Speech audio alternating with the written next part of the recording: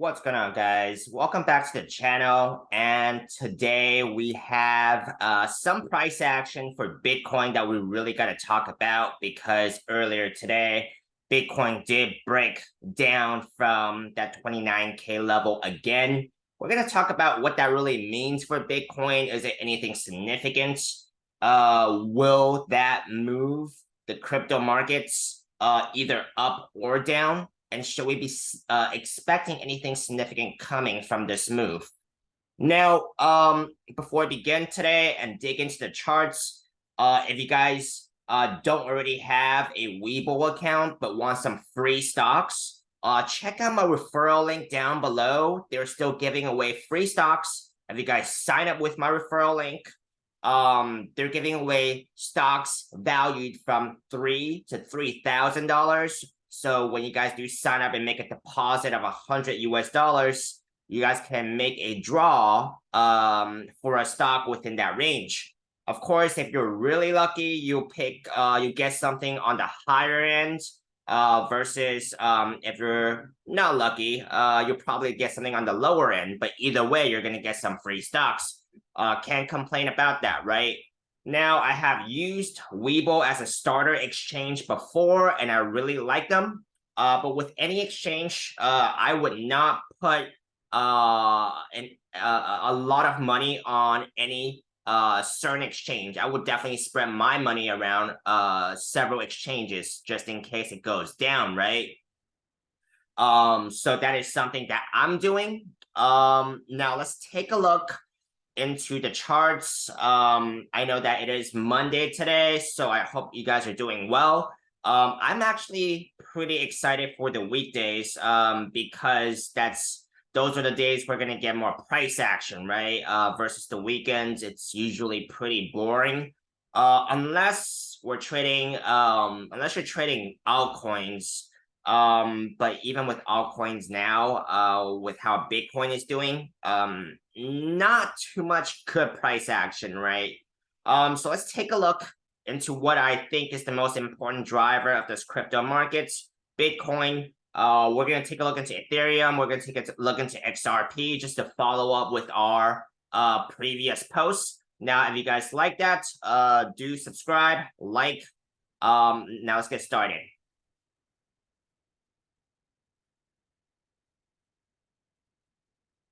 Okay, now we're on the Bitcoin chart right here.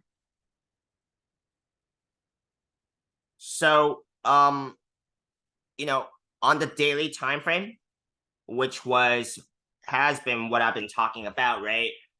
Since price action did come up to this about 31.9K. So that's where I opened my long positions for Bitcoin, as well as Bitcoin. I opened Ethereum somewhere down here, right? Both longs. I also have long positions on some altcoins as well. So my overall opinion of this market is still bullish. That's just me, not financial advice, and I could very much be wrong. So do your own research, right? But price action did come down and got this really long wick reversal last week, right? Since it has hit about 28.5K. So since it has hit that, it did break out of this falling wedge pattern, which usually breaks upwards. And it did. And since then, since it has broken out of that pattern, it has actually formed another falling wedge pattern right here, as you guys can see. But most importantly, it did stay above this top trend line of this falling wedge pattern has broken out of. So that's important, because if price action does break back into the pattern, then I should expect to see some downside, at least in the short term, right? But staying above this pattern, it's still looking good to me. Now, if we actually check into the hourly time frame here, where the smaller falling wedge pattern is more apparent, right? We see that the price action has actually broken out of this falling wedge pattern, right? The smaller falling wedge pattern kind of stayed above it but formed this head and shoulders pattern, which is usually a bearish pattern. And it did break down, right? From this neckline of about 29K, there. Took a very quick trip down to about 28.6-ish, right?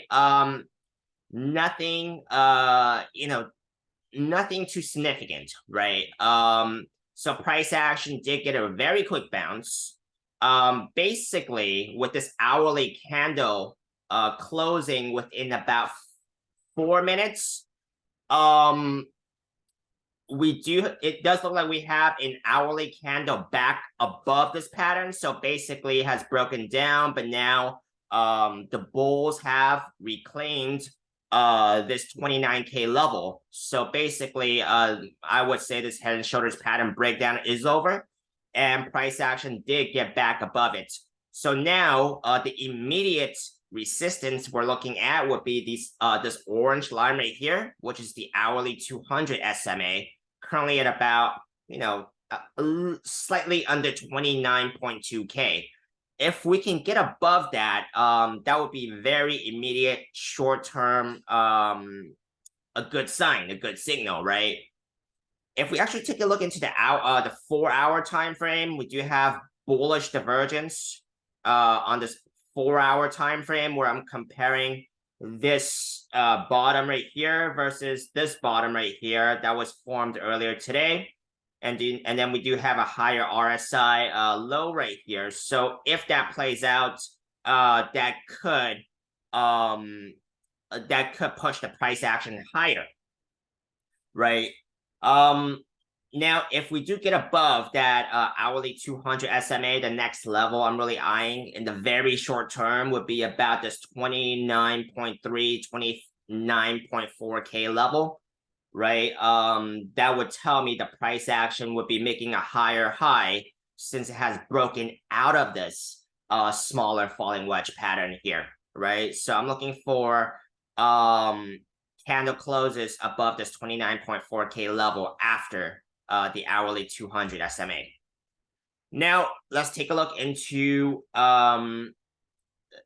the 3-day and the weekly time frame, which is we do have moving averages, major moving averages coming up to the price action.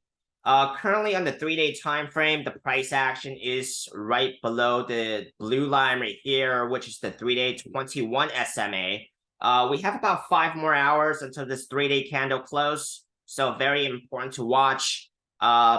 Even though there is quite a bit of major moving averages below this price action here that could be acting as support, where I'm expecting buyers to come in.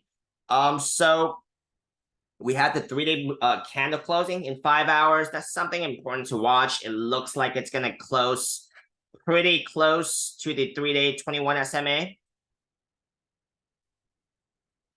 And then we have the weekly 21 SMA, basically at about 28.6. So if the price action doesn't bounce from here, I would at least expect the price action to stick around here, around this level for some time, if we don't get a bounce. Now, we gotta also consider the bearish case scenario too, which if the price action does break these major moving averages, I think the next closest one that'll be coming up would be the 3-day 50. That's coming up pretty quickly too. That's 28.4. So that adds to that stack of moving averages that could be acting as support, right? I think below that will be the 3-day 200, which is actually moving downwards. And the weekly 200, which is moving very slowly upwards at about 27K, right? So like I said, if we actually break this level of major moving averages, then before the weekly 200 SMA and the 3-day 200 SMA, I might consider liquidating some of my positions just to reduce my exposure. That is just something I'm considering because the situation will change and my opinion will change, right? Let me know what you guys are doing, right? Are you guys holding any positions? Are you guys long, short, altcoin positions? I would love to know. Now let's take a look into Ethereum, XRP, just to follow up on our previous post.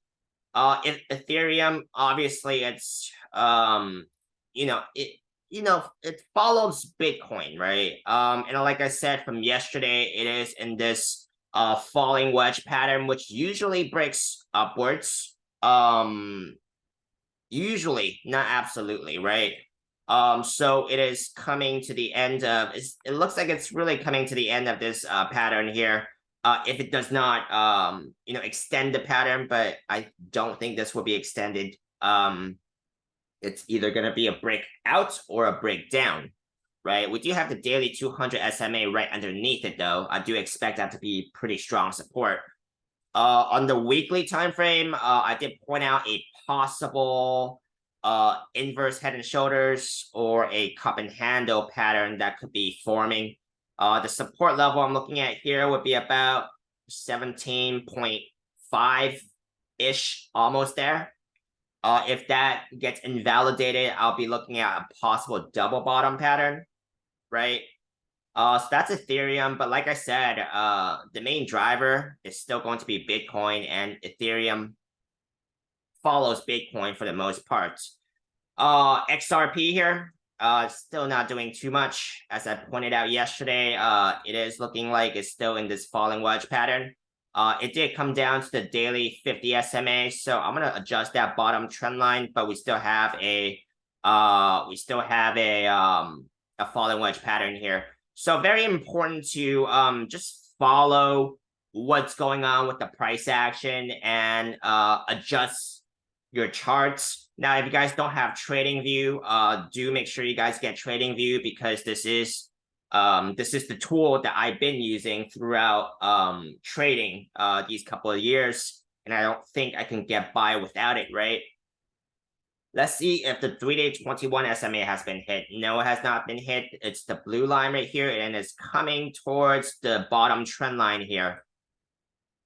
Let's take a look into the total altcoin market cap, excluding Ethereum, which is also down today, but also within a falling wedge pattern. That seems to be a common theme. So very much like Ethereum, XRP, right? So not too much happening. I don't expect too much happening until Bitcoin can get back above probably 30K. I don't expect too much to happen unless Bitcoin makes that move above 30K. But right now it's still struggling around 29. And if it gets above 30K, the next level that I'm really looking at would be the weekly.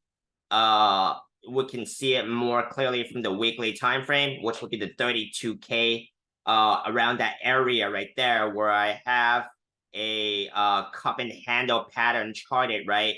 If the price action if we do actually get a weekly candle close above 32K and stay above it, then the measure move out of this cup and handle pattern here would be about 50K, almost at 50K, right? It's not going to get there immediately, but that is the measure move. It might not even get there, right? It's just, the measure move, right? So that's what I'm looking at. And that pretty much wraps it up for this video. I don't want to make it too long. If you guys like the video, please drop a like, subscribe, and I'll see you guys next time.